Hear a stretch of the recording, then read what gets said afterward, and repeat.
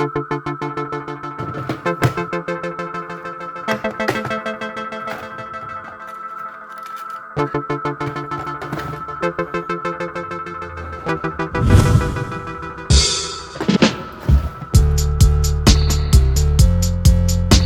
have a new LED.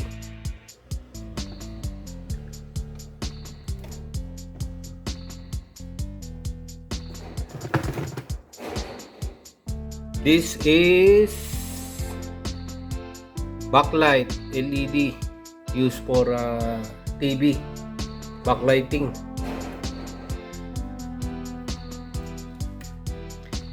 And it is round type.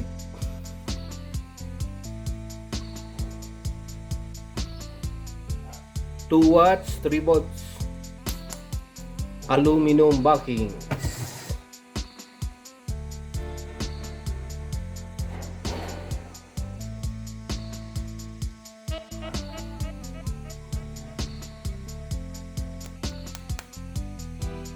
It is used for backlighting. 2 watts.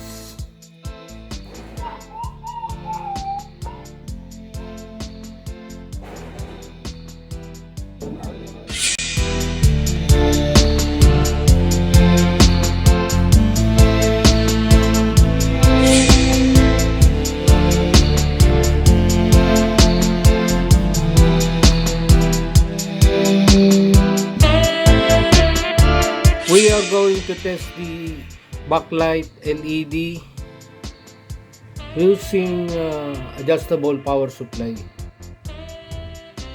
So here, this is 2 watts, 3 volts.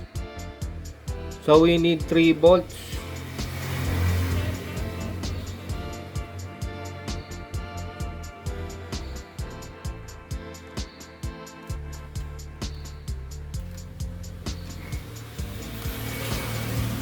So this is 3 volts for the 3 volts voltage, ampere current, and wattage. Here the wattage is 2 watts. We're going to connect the positive, the red probe to the positive, the negative to the black probe.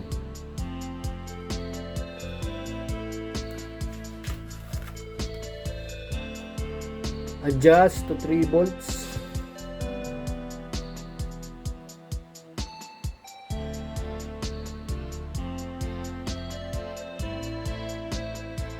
.15. And then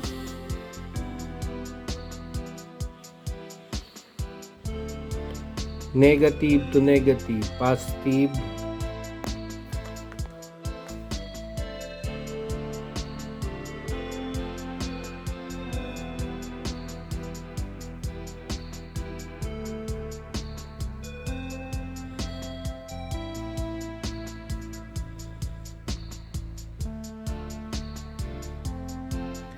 It takes 0.5 ampere, 1.7 watts, 3 volts.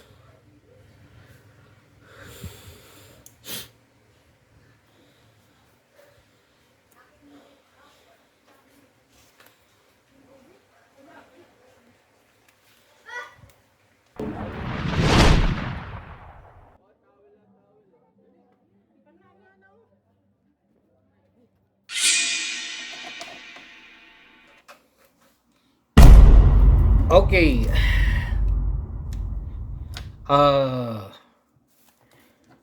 So this is the LED. We are using 3 volts for the circuit, and then the LED is 2 volts, 3 volts voltage rating, and the power is around 2 watts. So this is the, so in our example, in our demo, the current that flows into the circuit is around current is 0.544 ampere.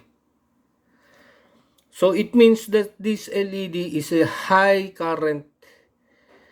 This is a high current, high ampere, amperage type of LED.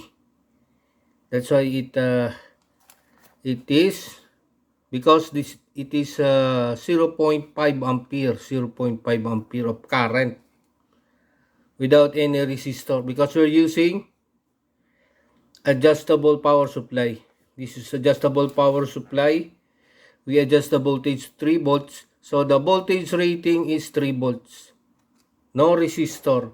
And the current that flows in this direction, this is a conventional current flow from left to right.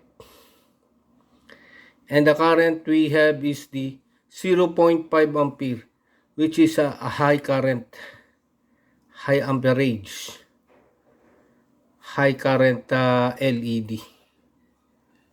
So this is a high current LED. Actually, this is not 2 watts. The value there is around 1.7 watts, the actual value. And we have this N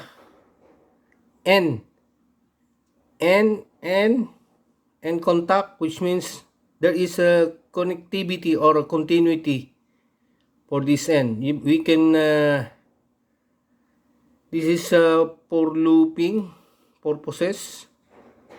We're going to connect this to LED. This is, we can separate this into two.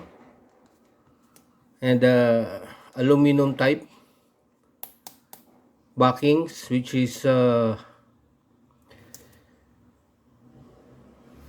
good heat sink. They serve as a heat sink, and with double tape. So this is a round type LED used in TV backlighting. Current 0.5. So high current LED.